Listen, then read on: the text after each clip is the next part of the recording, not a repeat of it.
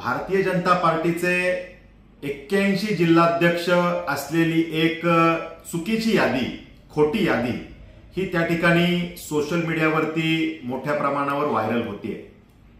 ही यादी चुकीची असून भारतीय जनता पार्टी महाराष्ट्राशी या यादीचा काहीही संबंध नाही।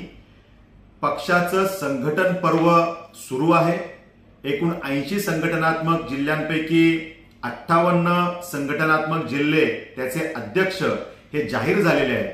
अजूनही 22 अध्यक्ष निवड होण्याची प्रक्रिया सुरू आहे आणि त्यामुळे 22 अध्यक्ष अजूनही प्रलंबित आहेत। परंतु कोणीतरी हेतू पुरस्कर अशा प्रकारचा प्रयत्न त्या ठिकाणी करून एक चुकीची यादी व्हायरल करण्याचा प्रयत्न त्या ठिकाणी त्यांनी केलेला आहे। याचा पक्षाशी काहीही संबंध नाही।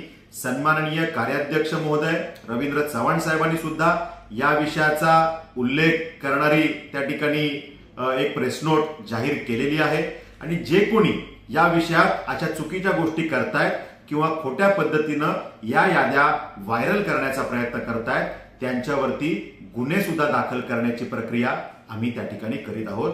अशा खोट्या यादीवर कोणीही आणि पक्षाच्या कार्यकर्त्यांनीही विश्वास ठेवू नये ही विनंती।